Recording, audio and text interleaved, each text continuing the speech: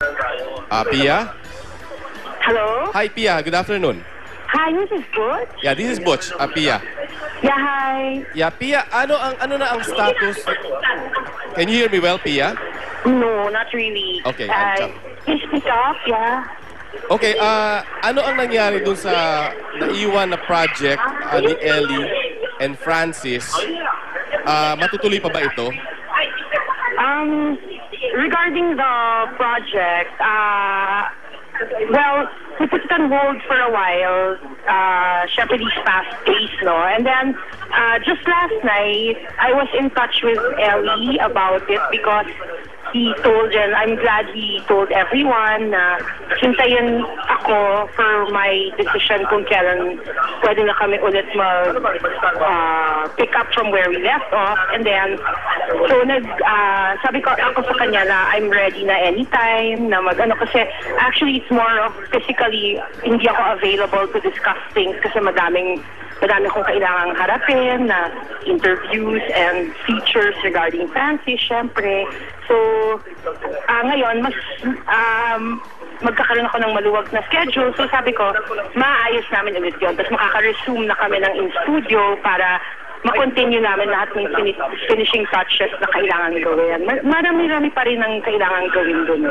Ano ba talaga, Pia, ang status ng project na ito when Francis left us? Yeah, well, ideally, there were supposed to be at least 10 songs total in the album. And it was supposed to be Ellie Buendia and Francis M. And they wanted talaga na, let's say, 6 songs each sila with their band.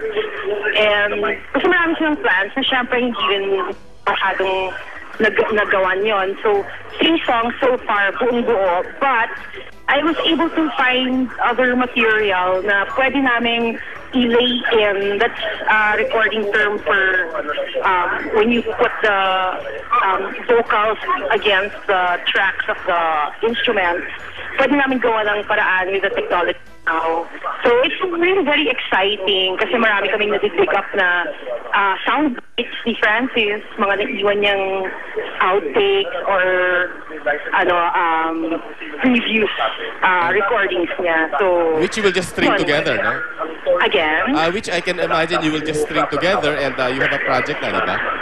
Yeah, I can hardly understand what you're saying, but okay. I just want it clear na definitely we're going to release this.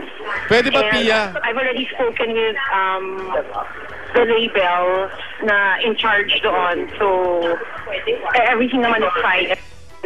Tapos, okay. Yun, we're still the ones producing it. Yes, Pia, salamat at sana naman dito namin unang marinig sa Star Talk. Again? Sana dito namin unang marinig sa Star Talk. I was asked nga, kanina earlier kung sure we can, definitely parang, syempre the ones close to my heart, or syempre Itulaga, Star Talk, ganyan. So, definitely pag nag-a-ask naman ng favor sa akin na, madali naman yun na gawan yun ng way para kasi nagagawa yun ng special talaga na presentation, and I really appreciate that. Okay. Thank you, Pia. You made us really very happy. Salamat, Pia, and yes, thank you very much. Okay, thank you. Okay, mga kaibigan, si Pia Magolona po at pinangako niya dito muna sa Star Talk maririnig ang recording ni Ellie Buendia and Francis Magalona. At ito pa mga dapat yung abangan ngayong hapon dito sa Star Talk. Panoorin niya. At least naman I could properly say goodbye to my friend.